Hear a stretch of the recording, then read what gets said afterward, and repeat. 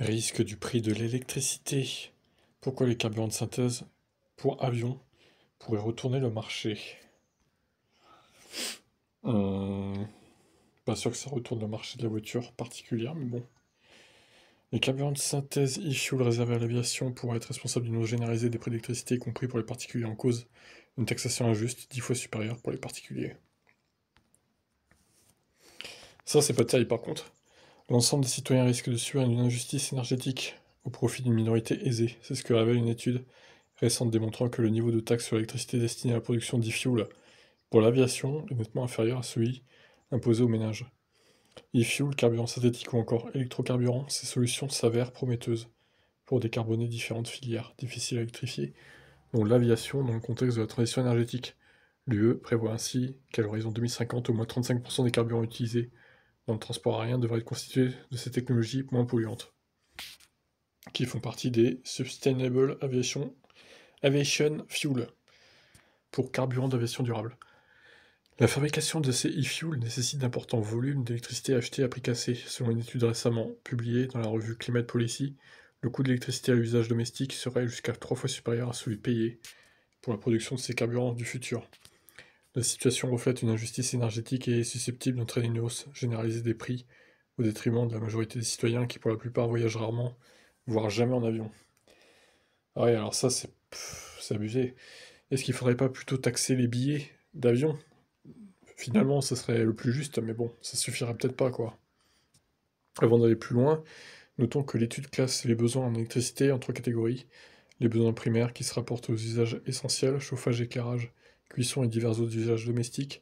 Les besoins secondaires relatifs à la mobilité courte distance, notamment la recherche des VE. Et les besoins tertiaires qui concernent les usages moins essentiels comme la mobilité longue distance. Donc les déplacements en avion. Selon les données de l'étude, en 2019, le tarif moyen appliqué aux besoins primaires et secondaires atteignait 194 euros par mégawattheure, alors que l'électricité destinée à la production des e-fuels n'était facturée que de 65 euros par mégawattheure. En d'autres termes, l'électricité utilisée pour satisfaire les besoins quotidiens et essentiels coûte 3 fois plus cher que celle utilisée pour produire ces carburants synthétiques. L'écart s'élève à plus de 128 euros par mégawattheure, ce qui fait donc 12 centimes, 13 centimes par kilowattheure de différence.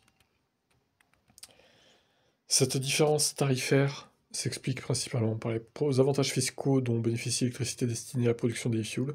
Par exemple, celle-ci est effectivement exonérée de l'accise et de la TVA, qui en temps normal s'élève entre 32 et 28 euros par mégawattheure.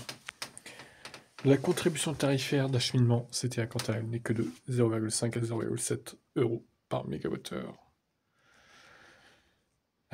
Cet article est très long. Un peu trop, à mon goût, quand même. Est-ce qu'il faudrait pas, je sais pas, condenser les articles? Je sais pas s'ils sont payés vraiment. Parce que là, ça fait quand même 3 minutes qu'on lit, hein, et on est qu'à la moitié. Hein. Ah là là, terrible. J'ai la flemme de finir. C'est trop long, en fait. Au bout d'un moment, c'est pour se répéter en plus. Donc, en gros, voilà. Si vous voulez finir, je vous laisse faire pause, au pire.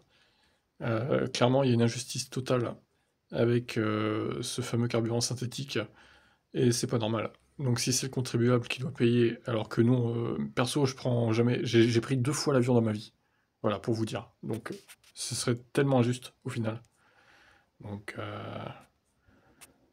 Voilà, attendez, on va quand même lire ça. Une injustice énergétique, pour en avoir une idée, en moyenne, un Français consommerait annuellement 5000 kWh d'électricité pour les besoins primaires et secondaires, tandis qu'un unique voyage aller-retour Paris-New York coûterait en électricité 7300 kWh par passager. Oh.